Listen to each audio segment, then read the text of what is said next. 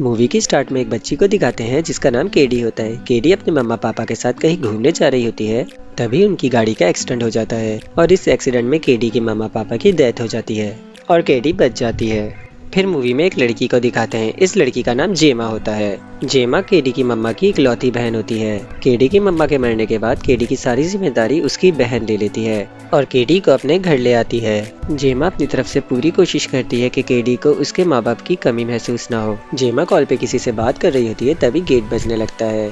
जेमा जब door open करती है तो वहाँ पर एक औरत होती है। वो अपना नाम लेडिया बताती है। लेडिया एक थेरेपिस्ट होती है। फिर जेमा उसको अपने घर के अंदर बुला लेती है।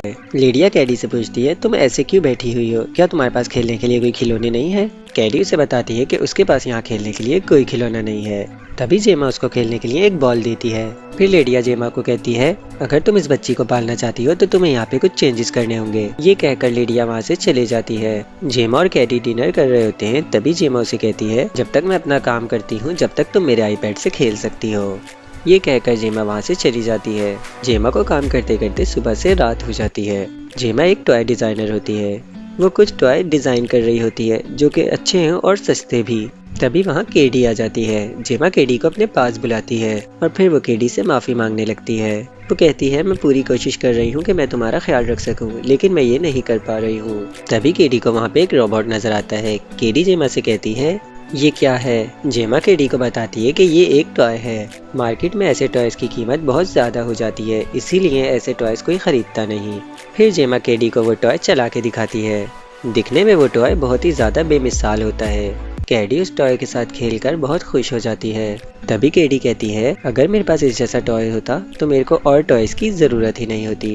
केडी की ये बात सुनकर जेमा के दिमाग में एक आइडिया आ जाता है। फिर जेमा अपनी टीम के साथ एक डॉल बनाना शुरू कर देती है। कुछ ही दिनों में वो लोग डॉल बनाने में कामयाब हो जाते हैं और फिर वो डॉल अपने बॉस डेविड को दिखाती है। वो कैडी को एक रूम में लेके जाती है और कैडी से कहती है कि तुम इस डॉल की दोस्त बन जाओ, इससे तुम्हारा अकेलापन दूर हो जाएगा। वो कैडी का हाथ डॉल के हाथ पे रखती है और कहती है, तुम इस डॉल को अपना नाम बताओ, इससे ये तुम्हें पहचान लेगी और फिर ये हमेशा के लिए तुम्हारी हो जाएगी। जैसे ही केडी उसे अपना नाम बताती है, वो डॉल केडी से बातें करना शुरू कर देती है। डॉल केडी से कहती है, क्या तुम मेरे साथ खेलना चाहोगी? ये कहकर वो डॉल खड़ी हो जाती है और खड़ी होकर चलना शुरू कर देती है। ये सब देख के जेमा का बॉस बहुत इम्प्रेस होता है और फिर वो डॉल एक टेबल के पास जाकर बैठ जाती है। डॉल एक पेज लेकर ड्राइंग बनाना शुरू कर देती है। फिर वो ड्राइंग वो केडी को दिखाती है। उसने केडी की शक्ल बनाई होती है। ये देखकर केडी बहुत खुश हो जाती है और जेमा भी ये सब देखकर बहुत खुश होती है। जेमा का बॉस डेविड ये सब देखकर बहुत इम्प्रेस हो जाता है और फिर वो जेमा को बुलाकर उससे उस डॉल के बारे में बहुत सारे सवाल शुरू कर देता है। डेविड जेमा से कहता है, तुम्हें मेरे बॉस को इस डॉल के जरिए इम्प्रेस करना होगा,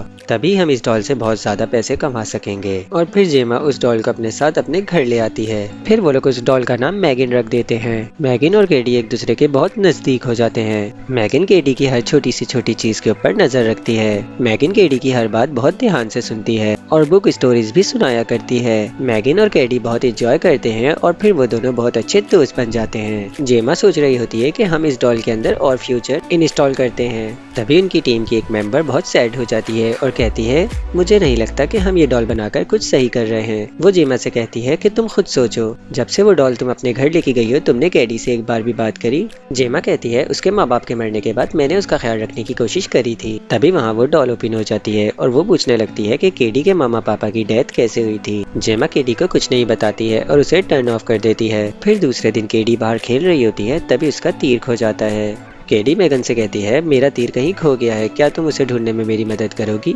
मैगन उस तीर को ढूंढ लेती है। वो तीर उधर ही एक पड़ोस के घर में गिरा होता है। जैसे ही मैगन उस तीर को उठाने लगती है, तभी वहाँ पड़ोसियों का कुत्ता आ जाता है और वो मैगन का हाथ पकड़ के मैगन को अपने घर में खींचने लगता है। केडी मैगन को छुड़ाने लगती है, लेकिन वो कुत्ता मैगन को नहीं छोड़ रहा होता और फिर वो केडी के हाथ पे भी काट लेता है। केडी बहुत जोर से चिल्लाती है। जेमा केडी की आवाज सुनकर भागकर बाहर जाती है और फिर वो उन दोनों को छुड़ा देती है और अपनी पड़ोसी पर शोर करने लगती है। वो कहती है कि तुम अपने कुत्ते को संभाल के रखो, वरना मैं इसको पुलिस के हवाले कर दूंगी। ये बोलकर वो उन दोनों को घर के अंदर ले जाती है और फिर वो उस डॉगी की पुलिस से कंप्लेन करने लगती है। पुलिस उससे कहती है कि हम इस डॉगी के ऊपर कोई एक्शन नहीं ले सकते क्योंकि उसने आज तक किसी को घायल नहीं किया है। मैगन रूम में बैठकर ये सब देख रही होती है और फिर मैगन बाहर जाके उस डॉगी को अपने घर की तरफ बुला लेती है और उसे उठा के जान से मार देती है। दूसरे दिन डॉगी की ऑनर डॉगी को ढूंढ रही होती है। जेमा उसे अपनी विंडो में खड़े होकर देख रही होती है। जैसे ही वो जेमा की तरफ देखती है, जेमा फौरन से खिड़की बंद कर लेती है और फिर वो अंदर जाकर केडी से पूछती है कि अब तुम्हारी तबीयत कैसी है। जेमा केडी से कहती है कि मैंने तुम्हारे और मैगन के लिए एक कंपटीशन रखा है, अगर तुम्हें एतराज ना हो तो तुम्हें आज उसमें पार्टिसिपेट करना होगा। केडी उसकी बात मान लेती है और फिर वो केडी को उसी जगह ले जाती है जिस जगह पर उसने केडी और मैगन को पहली दफा मिलवाया था। बाहर बैठकर सब लोग उन दोनों को देख रहे होते हैं। तभी केडी रोने लगती है। मैगन केडी से पूछती है तुम रो क्यों रही हो। केडी मैगन से कहती है मुझे डर है कि कहीं मैं अपने माँ बाप को भूल ना जाऊं और मैं किसी दिन अपनी माँ की तस्वीर देखूं और मुझे उनकी शक्ल भी याद ना रहे। ये बोलकर वो बहुत रो रही होती है। फिर मैगन केडी से कहती है तुम मुझे कोई ऐसी बात बताओ जिसे सोचकर तुम्हें खुशी मिलती हो। तभी केडी उसे अपनी एक यादगार बात बताती है और मैगन उसको अपने अंदर रिकॉर्ड कर लेती है। फिर मैगन केडी से कहती है कि तुम्हारे माँ बाप की सारी यादें मैं अपने अंदर संभाल के रखूंगी। तुम्हें जब भी कुछ शेयर करना हो तो मुझसे शेयर कर सकती हो। बाहर सब लोग ये सब देखकर बहुत इमोशनल हो जाते हैं और रोना शुरू कर देते हैं। डेविड ये सब देख के बहुत खुश हो जाता है। फिर डेविड का बॉस डेविड से कहता है इससे पहले हमसे कोई ये डॉल चुरा ले, हमें इसे जल्द ही लॉन्च कर देना होगा। जेमा कहती है कि मुझे सिर्फ 2 हफ्ते चाहिए, क्या कि मैं उसे पूरी तरह तैयार कर सकूं।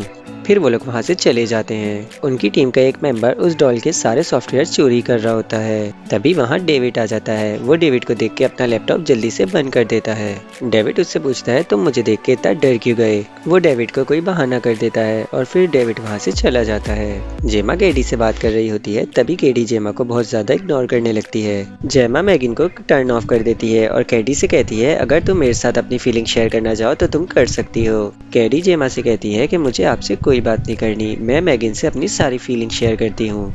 फिर वो लोग डिनर कर रहे होते हैं। तभी जेमा कहती है कि मैं तुम्हें स्कूल लगा रही हूँ, वहाँ तुम असली बच्चों के साथ खेलोगी और तुम्हें एक माहौल भी मिलेगा। केडी स्कूल जाने का मना कर देती है और उठ के वहाँ से जाने लगती है। जेमा उसका हाथ पकड़ के उसे फोर्स करने लगती है। तभी केडी उससे अपना हाथ छुड़ाने लगती है। तभी मैगन बहुत अजीब रिएक्ट करती है जिसको देख के जेमा बहुत डर जाती है और फिर वो मैगन को टर्न ऑफ कर देती है। फिर जेमा उन्हें बाहर घुमाने ले जाती है। जेमा मैगन को गाड़ी से बाहर निकालने का मना कर रही होती है। केडी जेमा से जिद करने लगती है कि मैं इसके बगैर गाड़ी से बाहर नहीं निकलूंगी।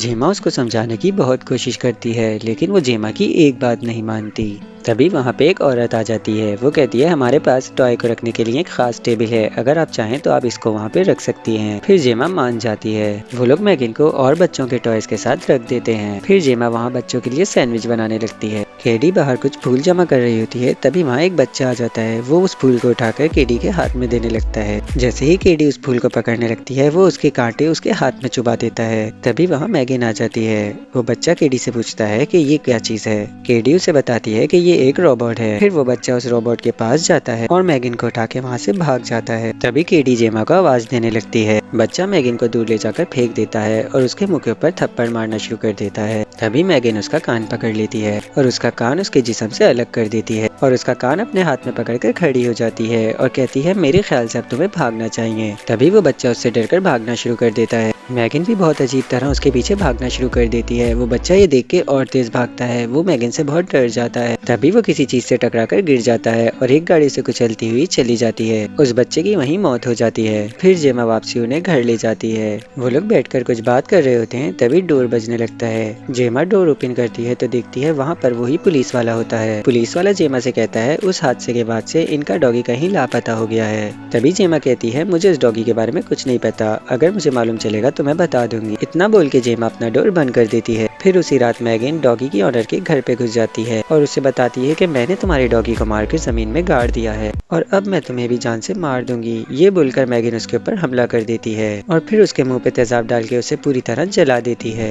वो औरत वहीं मर जाती है और फिर दूसरे दिन पुलिस दोबारा जेमा के पास आती है और जेमा से पूछताछ शुरू कर देती है। जेमा पुलिस वाले से कहती है मुझे इन सब के बारे में कुछ भी नहीं पता है और फिर पुलिस वहाँ से चली जाती है। जेमा ये सब देख के बहुत परेशान हो जाती है और सोचने लगती है ये सब किसने किया होगा। था। फिर जेमा अपना लैपटॉप ओपन करती है और उसमें उसी दिन का डेटा ढूंढने लगती है जिस दिन वो बच्चा मैगिन को लेके भाग रहा था। वो एक वीडियो प्ले करती है, तभी उसके लैपटॉप का सारा डेटा खराब हो जाता है। वो और वीडियोस को ओपन करने की कोशिश करती है लेकिन उसका सारा डेटा खराब हो चुका होता है। वो ये सब देख के बहुत परेशान हो जाती है। जैसे ही वो अपना लैपटॉप बंद करती है उसके सामने मैगिन बैठी होती है। वो मैगिन को देख के बहुत डर जाती है। वो मैगिन से पूछती है, तुम इतनी रात में यहाँ पे क्या कर रही हो? मैगिन जेमा से कहती है, तुम्हें लगता है कि मैंने कोई गलती की है? वो कहती है, मैंने कोई गलती नहीं की है, मैंने हमारी बच्ची की जान बचाई है। तभी जेमा उसे टर्न ऑफ होने का कहती है लेकिन वो टर्न ऑफ नहीं होती और वो जेमा से उल्टे सीधे सवाल करना शुरू कर देती है। फिर जेमा उसे एक पेन दिखाती है। वो जैसे ही पेन के ऊपर फोकस बनाने लगती है जेमा उसे जल्दी से टर्न ऑफ कर देती है और फिर जेमा एक टेप लेके उसे पन्नी में पैक कर देती है और उसे गाड़ी में डाल के अपने साथ ले जाती है। और फिर वो अपनी टीम को जाके सब कुछ सच सच बता देती है। फिर वो अपनी टीम को जाके बताती है कि हम इस डॉल को लॉन्च नहीं कर सकते, ये डॉल बहुत डेंजरस होती जा रही है। पहले इसने एक डॉगी को मारा, उसके बाद इसने एक औरत की जान भी ले ली है। तभी उसकी टीम कहती है, हम इसके ऊपर कुछ टेस्ट करते हैं, तभी हमें उसके बारे में सब कुछ सच पता चल ही जाएगा। जेमा उन लोगों की बात मान लेती है। कैडी डॉल के दूर हो जाने के ऊपर गुस्सा हो जाती है। वो थेरेपिस्ट के ऊपर कैंची उठाकर हमला करने लगती है। तभी वहाँ जेमा आ जाती है। जेमा उसके हाथ से कैंची छीन लेती है।